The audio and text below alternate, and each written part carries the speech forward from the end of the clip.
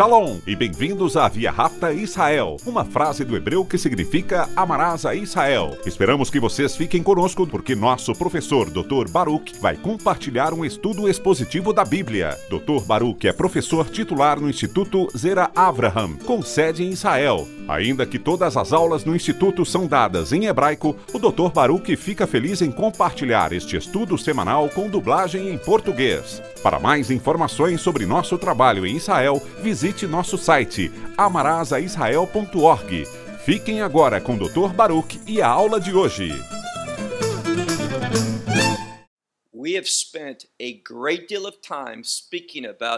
Temos passado muito tempo falando sobre o juízo, um tema recorrente várias vezes na profecia de Deus, que Deus deu a Isaías, a qual temos lido e estudado juntos. Nós vimos e continuaremos a ver mais ainda sobre o juízo de Deus. Profeticamente, sabemos que o julgamento de Deus nos últimos dias trará vindicação, vitória e libertação para Israel. Por isso, o juízo pode ser algo bom. No livro do Apocalipse, descobrimos que o juízo de Deus, expressado pela sua ira, manifesta sua glória e sua justiça. E os céus louvam a Deus por seu juízo. Dito isso, convido você a pegar a sua Bíblia e abrir comigo na profecia de Isaías, capítulo 18. Vou repetir. Isaías, capítulo 18. Este capítulo, se você verificar vários comentaristas, verá que muitos o classificam como difícil de entender. É considerado meio obscuro em relação ao seu significado e conteúdo. E, na maior parte, isso é verdade. A título de curiosidade, geralmente, costumo gravar os ensinamentos para nosso estudo de Isaías às segundas-feiras. Mas hoje, estou gravando numa sexta-feira. O motivo do atraso é simples. Este capítulo exigiu muito mais oração e muito mais estudo para que eu pudesse me sentir preparado para compartilhar aquilo que o Senhor colocou em meu coração. No capítulo 18, encontramos uma palavra bíblica significativa. A palavra Cush. No hebraico moderno, é comum associar o termo Cush à Etiópia. Embora isso não esteja errado, biblicamente, o termo Cush provavelmente refere-se a uma região maior de terra, que poderia incluir não apenas a Etiópia, mas também o Sudão e outros territórios próximos, como a Eritreia, por exemplo, ao norte. Descobrimos que a Etiópia, muitas pessoas falam hoje que muitos judeus que estavam na Etiópia ao longo da história migraram para a terra de Israel. Ao visitar e fazer um tour por Israel, você encontrará muitos judeus etíopes que, profeticamente, retornaram à terra. E ainda, há mais por vir. Ainda há muitos judeus exilados da Etiópia. Ao visitar a Etiópia, onde estivemos várias vezes, você notará que cerca de 20% das palavras na língua etíope têm origem no hebraico. Isso revela uma conexão profunda não apenas linguística, mas também cultural entre Israel e a Etiópia.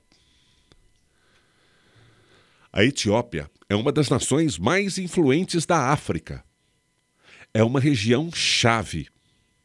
Mas como lemos neste capítulo 18 de Isaías, percebemos que a Etiópia pode não estar no centro desta profecia.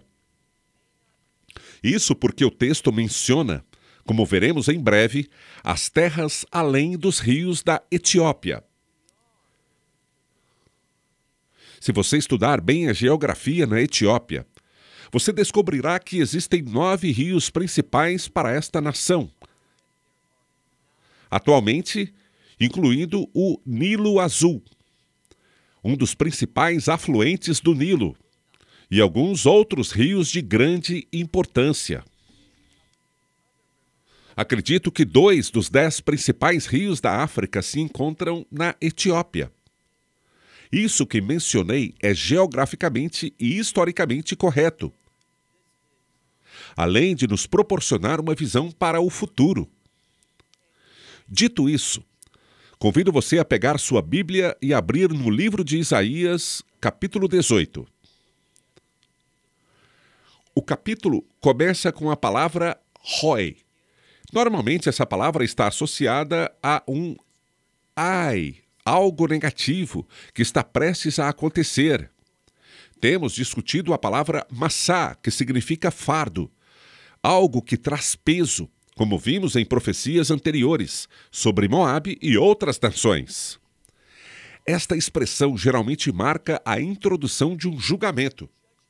Agora, observe o que está escrito no versículo 1. Ai da terra de Sitzá. Algumas traduções bíblicas interpretam essa palavra como sombra, já que a palavra seu significa sombra em hebraico. No entanto, aqui temos uma forma verbal que pode ser entendida como sombreamento. Contudo, há algo ainda mais interessante na raiz dessa palavra, que se conecta com o termo hebraico letzassel, usado no hebraico moderno para descrever o som de um toque de telefone, um ruído que chama a atenção. Isso sugere que o significado aqui pode não ter nada a ver com sombra, mas sim a um ruído. Essa interpretação é reforçada pela próxima palavra, que é a palavra asas, como as asas de um pássaro ou de insetos. Muitos comentaristas observam que, devido à presença de rios, essa região da África era conhecida por seus insetos, como gafanhotos, louva-a-Deus, moscas e outros tipos de pragas. Esses insetos eram muito familiares a todos da região. Assim, o versículo utiliza o termo ai, uma expressão de julgamento, e menciona a terra que tem o som de asas, uma expressão conectada ao hebraico me'everlei nahei Cush, que significa além dos rios de Cush, ou seja, que está além dos rios da Etiópia. Alguns entendem que essa expressão inclui a própria Etiópia, mas vai além dela. O julgamento mencionado aqui vai além de um povo específico, mas alcança diversos povos diferentes. Sabemos que, ao visitarmos a Etiópia nos dias de hoje, percebemos que aquela terra, aquela região, é habitada por uma diversidade de tribos. Na verdade, uma das preocupações políticas hoje são os conflitos que estão ocorrendo entre essas tribos, especialmente dentro do território etíope. O que o texto pode estar indicando é exatamente isso: uma região habitada por diferentes tribos que compõem esta região da África. Agora, vamos para o versículo 2, onde encontramos uma descrição histórica. Essa região já foi lar de um povo poderoso. Em alguns períodos, essas diferentes tribos foram unidas sob o comando de um governante central, um rei. Por causa disso, essas tribos e nações representam uma grande ameaça. Observe o que diz no versículo 2. Aquele que envia embaixadores pelo mar. Refere-se aqui a indivíduos enviados com uma missão política, encarregados de realizar anúncios oficiais, decretos ou transmitir informações do rei ou líder de uma nação. Em todos os navios, esses navios, que podem ser feitos de junco ou papiro, destacam o uso de madeira que flutua facilmente. Esses emissários, esses apóstolos, embaixadores, mensageiros, eles saem dessa região para fazer uma proclamação. Observe o que está escrito aqui e continue lendo a segunda parte do versículo 2. Vão. É usado um termo específico para mensageiros, que se diferencia do anterior. No início, encontramos a palavra serim, referindo-se a mensageiros oficiais, como embaixadores ou emissários. Agora, aparece a palavra malachim, frequentemente associada a anjos ou mensageiros divinos.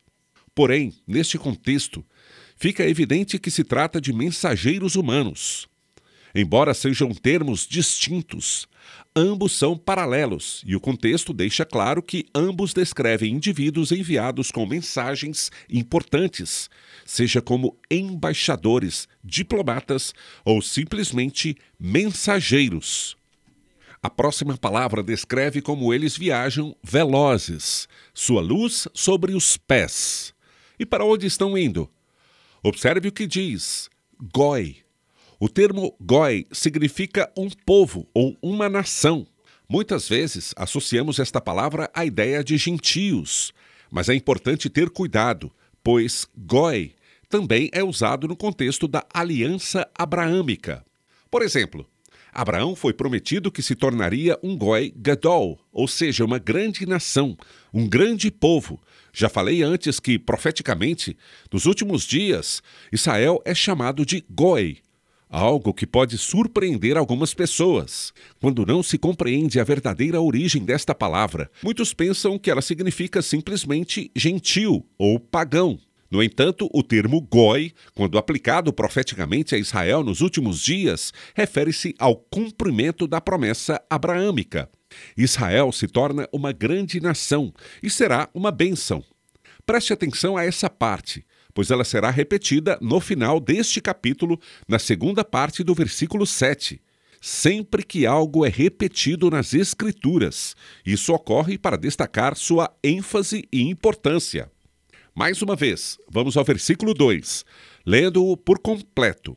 Aquele que envia embaixadores pelo mar, em navios de papiro, sobre a face das águas, vão mensageiros velozes.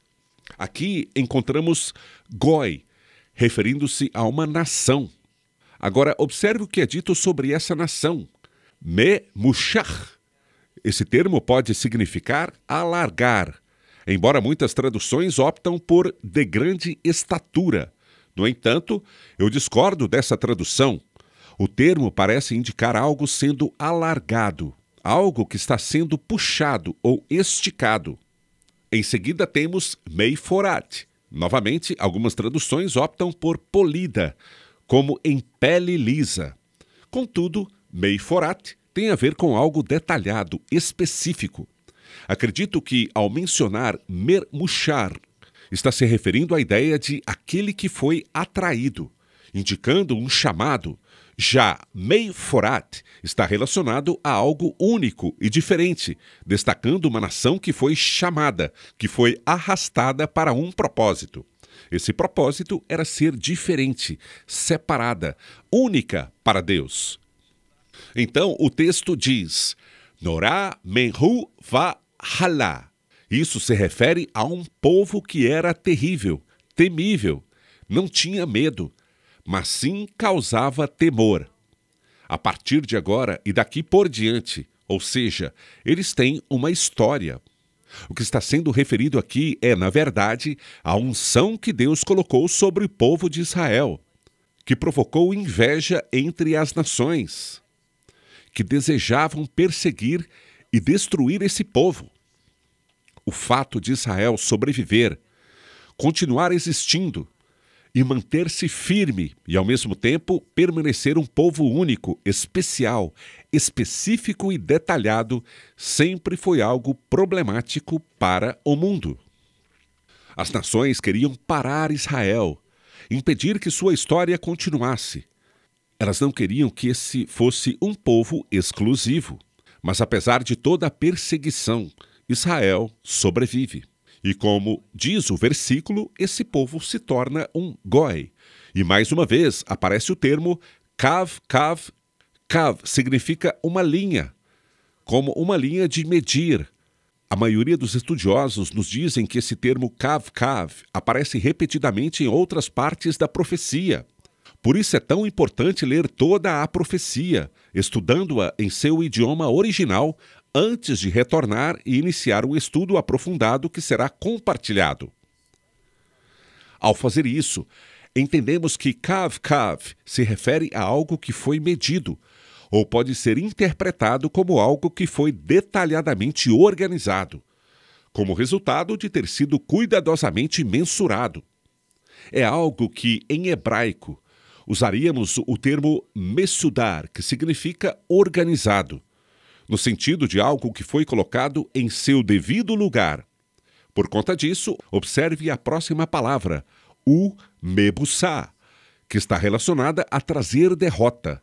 Acredite, muitas traduções bíblicas interpretam como pisar, indicando vencer ou subjugar seus oponentes.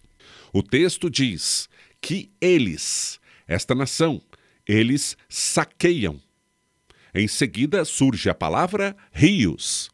Alguns estudiosos rabínicos sugerem que rios simbolizam oponentes, pois rios geralmente dão poder a uma nação. Até hoje, sabemos que algumas das maiores cidades, tanto no passado quanto atualmente, estão situadas ao longo dos rios. Isso lhes permite transportar coisas, e os rios servem como recurso sob diferentes perspectivas. Assim, os rios frequentemente simbolizam um povo forte. O que o texto afirma é que esta nação, Israel, foi chamada para ser exclusiva e diferente, organizada por Deus e capacitada para derrotar outras nações. Israel também foi capaz de saquear rios, ou seja, foi capaz de derrotar povos mais fortes em sua terra.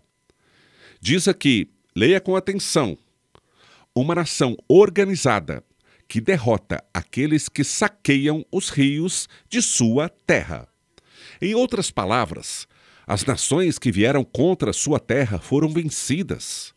A razão para essa tradução é que, ao avançarmos neste capítulo e chegarmos à sua conclusão, percebemos que isso é repetido literalmente no versículo 7. Essa repetição nos oferece uma compreensão mais clara do significado correto ao encontrarmos esse trecho pela primeira vez. Vamos passar agora para o versículo 3. Todos os moradores, os habitantes do mundo. Existem duas palavras em hebraico para mundo. Olam, a mais comum, mas muitas vezes vemos também a palavra tevel, que se refere ao mundo e até mesmo ao que está além dele. É uma palavra mais abrangente para descrever o mundo. No versículo 3, lemos: todos os moradores do mundo, os habitantes da terra, quando uma bandeira for levantada, e segue dizendo, uma bandeira sobre os montes. Eles a verão, ou seja, os montes verão. Aqui, os montes simbolizam os governos. Portanto, quando essa bandeira for levantada, os governos verão isso. Será algo que chamará a atenção de todas as nações e de todas as pessoas. Na segunda parte está escrito, e quando se tocar o shofar, eles ouvirão. A palavra ouvirão exige uma resposta específica. Observe como no versículo 3, a ênfase está na bandeira sendo levantada. Na profecia de Isaías, isso frequentemente se relaciona ao Messias. Ele é essa bandeira que é proclamada, levantada e associada à vitória. Em seguida, a palavra shofar, o chifre de carneiro, que é simbolicamente relacionado exclusivamente a Israel, irá soar. Então, quando o shofar, o chifre de carneiro, soar, todos ouvirão. Isso anuncia uma mudança que está por vir para o mundo. No versículo 4 diz, porque assim me disse o Senhor. Isaías, o profeta, está recebendo uma revelação pessoal específica que ele está compartilhando sobre esse evento e o que Deus havia dito a ele. Deus diz, eu estarei quieto, mas olharei da minha morada. Aqui, Deus não responderá imediatamente. Essa profecia, que se refere a um povo futuro, não se aplica ao tempo de Isaías. Deus não tomará uma ação imediata.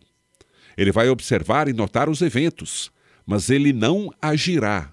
E ele diz, como o ardor do sol resplandecente, ou da clara luz do sol. É a palavra sar, que significa puro. Então, muitas vezes, quando se tem um dia muito quente, o calor intenso pode queimar as nuvens, deixando o dia muito claro e brilhante. E isso ilustra que a perspectiva de Deus é perfeita. Ele vê as coisas. Da mesma forma, fala sobre a nuvem de orvalho no calor da colheita. Quando as pessoas saem de manhã para colher, há uma nuvem de orvalho. Isso é visto como algo bom. Então, Deus é paciente. Ele não está respondendo, mas está esperando. Ele vê tudo e, para ele, tudo está muito claro. Na hora certa, na hora da colheita, haverá algo positivo, algo desejável. Essa é a mensagem que Deus está comunicando aqui. Versículo 5. Porque antes da colheita, isso é algo que acontece antes da colheita, uma imagem que simboliza o arrependimento, algo que espera uma mudança. Porém, se não houver mudança, o que não se transformou será julgado e retirado. Observe com atenção, porque antes da colheita, ao chegar o fim da florada, aqui estamos falando do florescimento. Trata-se do processo natural que o produto atravessa. Primeiro ele é semeado, depois brota, e aí geralmente surge uma flor. Em seguida, o fruto começa a surgir. Contudo, ele precisa de um tempo para amadurecer e estar pronto para a colheita. Neste contexto, há uma inspeção, uma fiscalização durante a colheita para determinar o que é bom e digno de ser levado, e o que deve ser removido e descartado. Quando lemos com atenção, o texto diz: porque antes da colheita, quando a floração termina. Em que momento? Quando a uva é azeda. Trata-se aqui daquela que não amadureceu, quando se torna uva amadurecendo. Então está na hora que essa uva azeda deveria estar madura. A flor já deveria ter dado lugar. Nesse momento, o que o texto nos diz? Preste bastante atenção no que está escrito. Os brotos, referindo-se àqueles que não deram bons frutos, serão cortados, e serão cortados com a podadeira, ou uma tesoura de poda. Além disso, menciona o termo nitshot, que se refere àquilo que não foi colhido. Essas partes foram olhadas, observadas, avaliadas, fiscalizadas, mas não foram levadas. Elas serão retiradas. Mais uma vez, o texto enfatiza que elas serão cortadas. Percebe-se então um encerramento. Houve fiscalização. E aquilo que não produz frutos agradáveis, a quem colhe, será destinado ao juízo. Versículo 6. Eles serão deixados. Os brotos, essas coisas que não produziram frutos agradáveis a Deus, eles serão deixados juntos para as aves, ou seja, um pássaro dos montes, e para os animais da terra, e as aves de rapina, passarão o verão sobre eles, e todos os animais do campo passarão o inverno sobre eles. O que isso quer nos dizer é que esta colheita foi mínima, com poucos frutos recebidos. A grande maioria foi deixada de lado, permanecendo até o fim do verão e até mesmo do inverno, que os animais da terra, as aves dos montes, esses pássaros que voam no céu ao longo das montanhas, eles vão comê-los, eles serão nutridos com eles. E esta é uma expressão de juízo. O que os pássaros dos céus comem e se alimentam, como vemos na Bíblia no relato de Davi e Golias.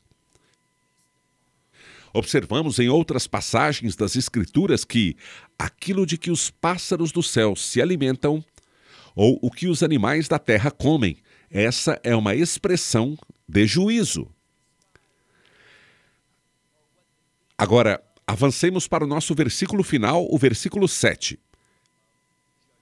naquele tempo.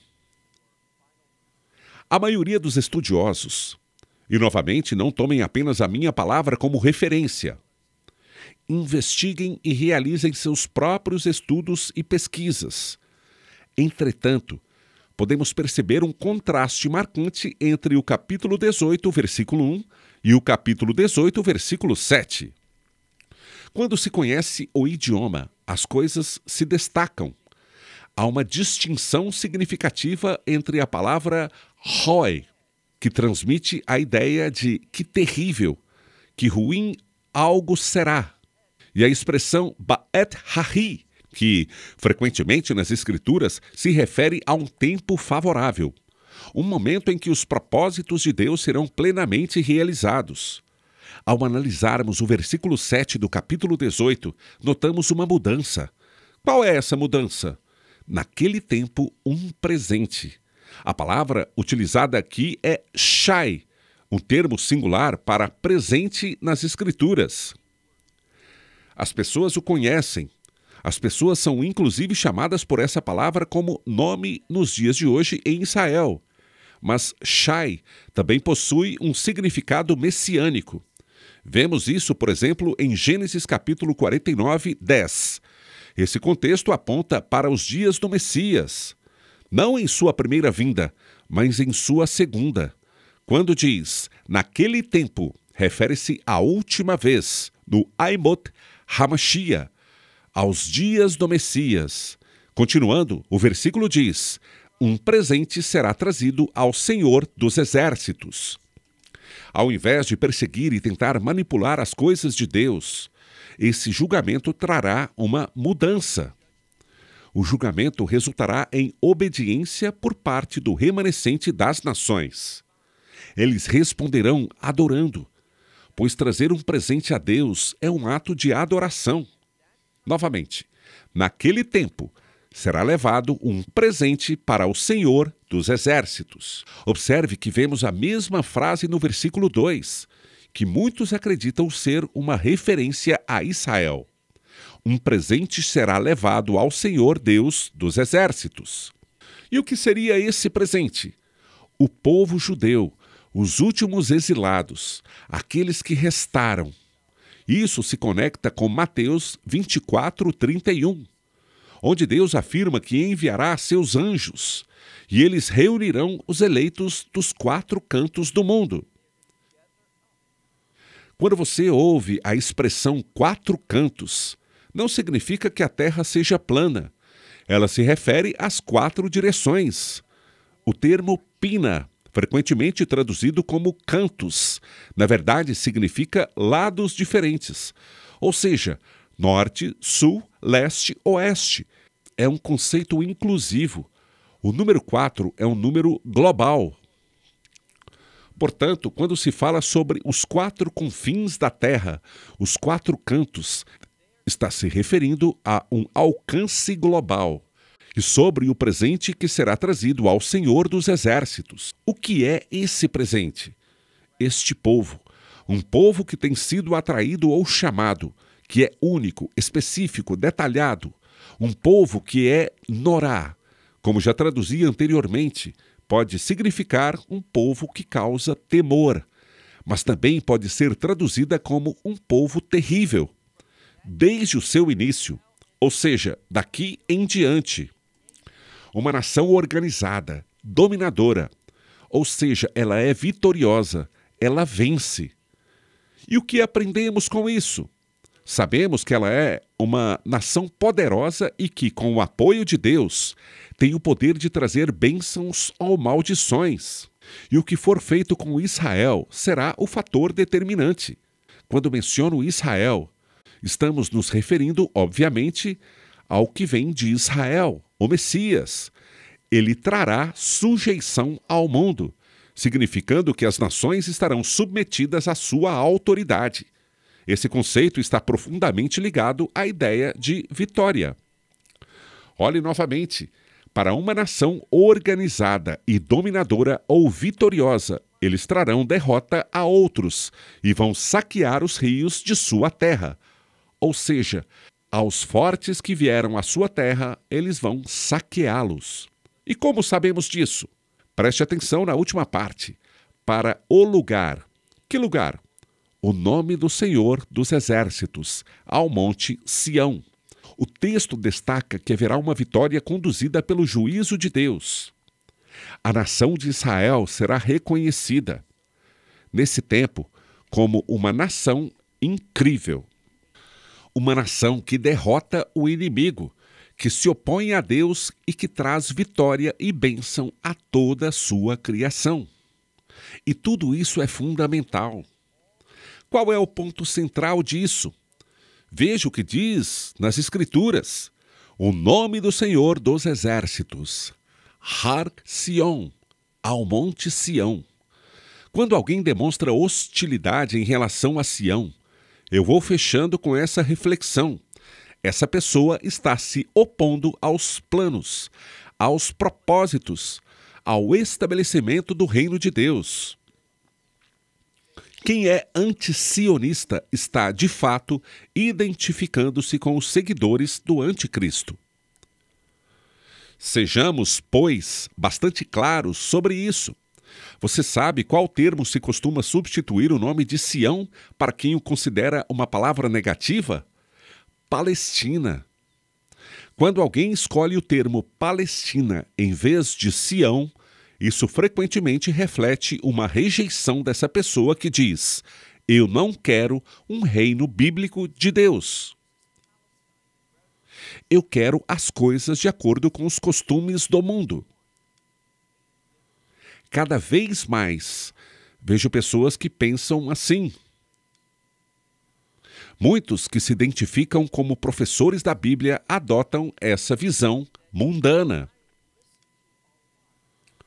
Em especial, tem um, cujo nome vou dizer desta vez, pois sinto que ele é um dos mais perigosos. E não direi professores da Bíblia, porque ele não é. Refiro-me a Andy Stanley, um indivíduo muito perigoso, pois ele é um falso professor.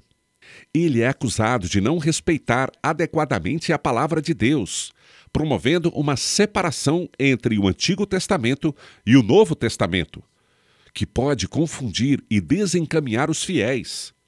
Se você o ouvisse, quando ele costumava, às vezes, substituir seu pai assistindo no programa In Touch, você diria que ele usava a palavra Israel.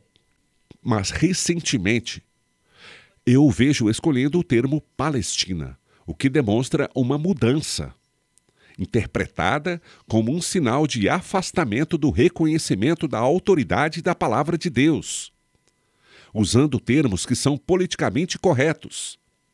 Não devemos fazer isso. Precisamos ser pessoas que percebem que a verdadeira fé está enraizada na Bíblia. E a mesma fé que essa pessoa tem quando criança é a fé sobre a qual a Bíblia fala. Uma fé como a de uma criança. Quando você respeita a palavra de Deus sendo criança e carrega esse mesmo respeito para a sua idade adulta, você a aborda como de fato a palavra de Deus.